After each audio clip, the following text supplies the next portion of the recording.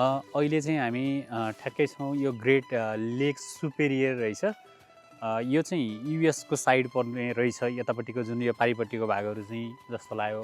हामी चाहिँ खास चाहिँ हाइफल हेर्ने भनेर आएको थियौँ। यो चाहिँ हामी अलिकति बाटो चाहिँ अलिकति मिस्टेक गरेर यसको अपोजिट साइडमा आयो। यो ग्रेट लेकको चाहिँ साइज कति रहेछ भन्दाखेरि यसको चाहिँ यसको लम्बाइ रहेछ 563 किलोमिटर, यसको चौडाइ चाहिँ रहेछ 259 किलोमिटर।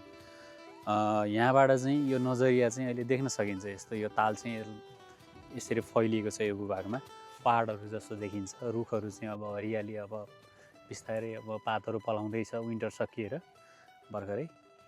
अब चाहिँ फेरि हामी यहाँबाट तपाईँलाई हाइफलको यो नजरिया चाहिँ देखाउन लान्छौँ एकछिनमा। धन्यवाद। यहाँनिर चाहिँ यो ट्रेलहरू चाहिँ यस्तो यतापट्टि उतापट्टिको यो ट्रेलहरू पनि देखाइदिउँ। यो चाहिँ ट्याक्क नेपालमा जस्तो जङ्गलहरूमा जाने बाटो हुन्छ होइन, त्यस्तै बाटो जस्तो। अनि यस्तो बाटोहरू चाहिँ हुँदै हुँदै यसमा चाहिँ सबै यो म्यापिङहरू, डिरेक्सनहरू, सबै कुरा इन्फर्मेसनहरू चाहिँ त्यहाँ बोर्डमा लेखिदिएको छ। अनि यहाँनिर चाहिँ मलाई एउटा इन्ट्रेस्टिङ लागेको कुरा चाहिँ यो एउटा सुरुङ रहेछ क्या। अनि यहाँनिर चाहिँ यस्तो यो सुरुङ बनाएको रहेछ। यो क्रस गरेर चाहिँ हामी हाइफलतिर जान्छौँ। माथिपट्टि चाहिँ बाटो छ। अनि यहाँ चाहिँ यो सुरुङ माध्यमबाट जाँदै गर्दाखेरि चाहिँ माथि लाइटहरू पनि राखिदिएको छ मान्छेहरूलाई राम्रोसँग देखुन् भनेर होइन। तर अहिले सुनसान छ, किनकि अहिले त्यस्तो त्यो समरको टाइम त्यस्तो चहल पहल त्यति राम्रो हुने टाइमिङ त होइन। हिँडेर चाहिँ हामीले यो ट्रेलमा चाहिँ मजा चाहिँ भरपुर लिन सकिने ठाउँ चाहिँ देखेँ मैले।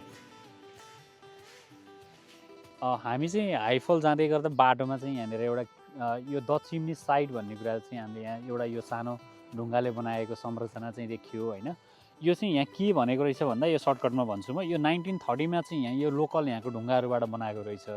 यहाँ चाहिँ स्पेसल्ली यो चाहिँ रिजोर्ट जस्तो रहेछ कि पहिलाको संरचना पुरानो पनि कस्तो थियो भनेर पनि यहाँ देखाइएको छ यो फोटोमा। अहिले यो ढुङ्गाहरूबाट बचेको चिजलाई चाहिँ यो संरचनामा रूपान्तरण गरेर यस्तो बनाइएको रहेछ जुन यो हाम्रो आँखा अगाडि छ होइन।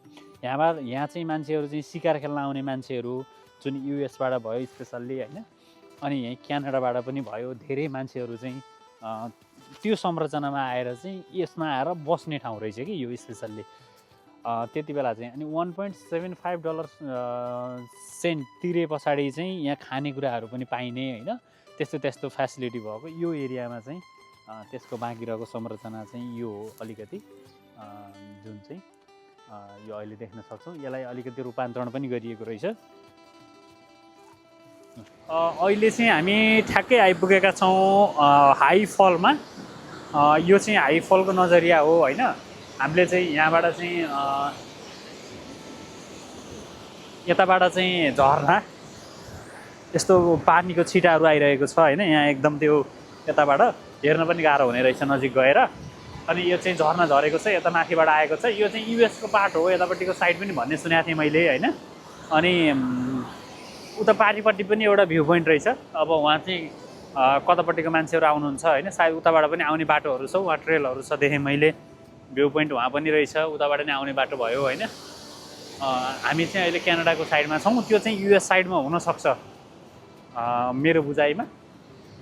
यहाँको नजरिया चाहिँ यस्तै छ, नायग्रा फल जस्तो अलिअलि भाइब्स दिने। यहाँ धेरै मान्छेहरू, बच्चाहरू पनि त्यहाँ खेलिरहेछन् होइन। धेरै मान्छेहरू हेर्न पनि आउने रहेछन्। अझै अब यो पूर्ण रूपमा सिजन सुरु भइसकेको त छैन, समरको चिसो नै छ अझै।